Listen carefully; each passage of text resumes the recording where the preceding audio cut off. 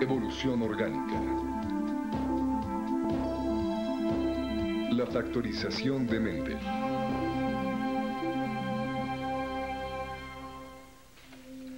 Cuando se publicó El origen de las especies en 1839, no fue bien recibido. Salvo algunas excepciones, los argumentos de Darwin sobre la evolución solo recrudecieron las posiciones de los científicos. La principal debilidad en la teoría de Darwin era su inhabilidad para explicar cómo se transfieren las características. Cuando lo que Darwin llamó un monstruo maravilloso ocurre en una población, con el tiempo, si el tipo era adaptable o encajaba, solo su progenie podría sobrevivir. No es así, decían los detractores de Darwin. El proceso de selección natural es muy lento. Cuando el tipo peludo se unía con el calvo, el resultado sería intermedio. Y cuando los intermedios procrearan con una población más grande de calvos, en unas generaciones las características peludas serían eliminadas. Irónicamente, el argumento contra la eliminación, que pudo ser destruido, tenía a Darwin tan preocupado que leyó a George Mendel. Interesado en los hechos crudos de la herencia, Mendel experimentó con una planta común de chícharos. Una de las muchas características que presenta esta planta son dos tipos diferentes de semillas: redondas y arrugadas. Seleccionando una vaina pura de cada variedad, redonda y arrugada, polinizó las plantas cruzándolas. La experiencia predecía que los resultados serían una variedad intermedia. Solo que la siguiente generación solo presentaba semillas redondas. Para probar si el grupo arrugado había desaparecido, permitió que las plantas de la primera generación híbrida se polinizaran. E inesperadamente, la variedad arrugada reapareció en la segunda generación híbrida.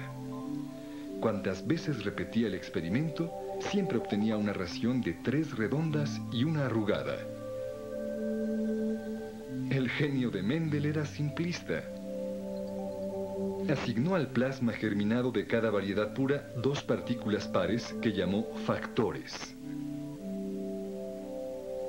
La vaina pura de la variedad redonda contenía 2 factores dominantes designados para cuestiones posteriores como R. 2 factores recesivos estaban contenidos en la variedad arrugada. Fueron designados con una R minúscula. En la reproducción sexual, el polen y el huevo contribuyen solo en uno de los 2 factores, así que cuando la variedad pura es fertilizada con otra variedad pura, la única posible combinación contiene uno de cada factor, un dominante y un recesivo. Pero esta primera generación híbrida manifestaba solo el caso dominante, llamado redondez. Cuando estos factores se combinan en la reproducción para producir futuros descendientes, cada padre híbrido contribuirá con uno de los 2 factores posibles. Pero ya que cada padre híbrido tiene 2 factores diferentes, hay 4 formas para combinar estos factores. La combinación de 2 factores dominantes produce la forma redonda dominante. El factor dominante de un padre puede combinarse con el factor recesivo del otro padre. En este caso, el factor dominante, la redondez, prevalecerá. O el factor recesivo de un padre puede combinarse con el factor dominante de este padre y, de nuevo, el factor dominante, la redondez, es la que se expresa. En un solo caso, cuando el factor recesivo de un padre se combina con el factor recesivo del otro padre, la forma arrugada prevalece. Veamos la famosa ración mendeliana. 3:1, 3 veces más chícharos redondos que arrugados. Mendel pudo proveer a Darwin de la artillería que necesitaba. Nadie quiso escucharme. Unidades de herencia no se mezclan, sino se preservan. Hoy el término factor de Mendel ha sido reemplazado por el término gen, la unidad de la herencia. Y las partes constituyentes del gen se llaman alelos. Él nos permitió hacer una diferencia entre el fenotipo.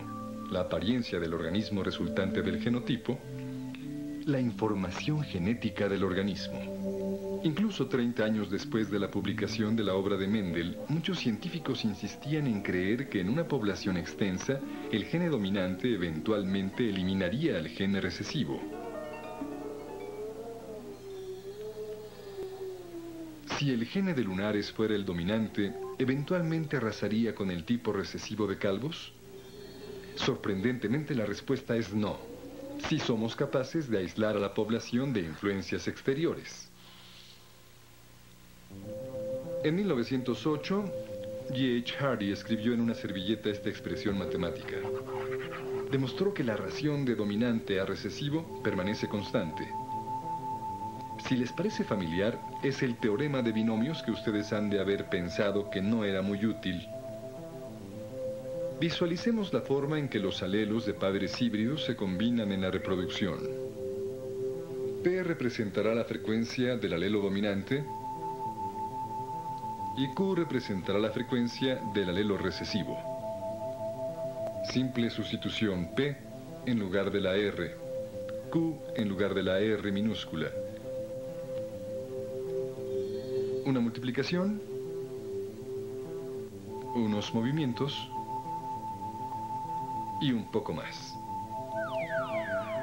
Ahora pondremos nuestra ecuación completa.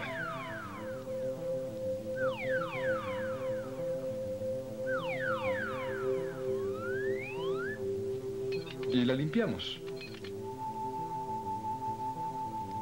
Nuestra población es de 100%, así que podemos sustituirlo por el número 1. ¡Oh, qué elegante! Pero quizá aún no están convencidos.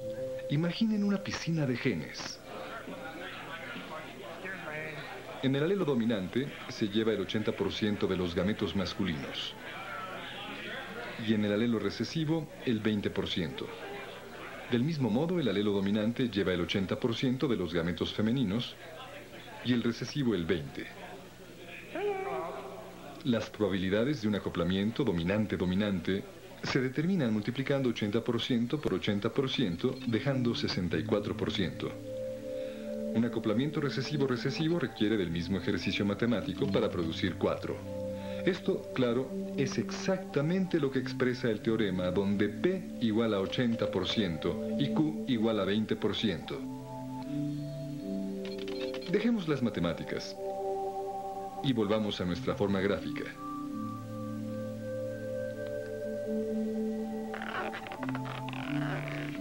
No importa cuánto se extienda la población, la proporción permanecerá constante siempre y cuando no se altere a la población.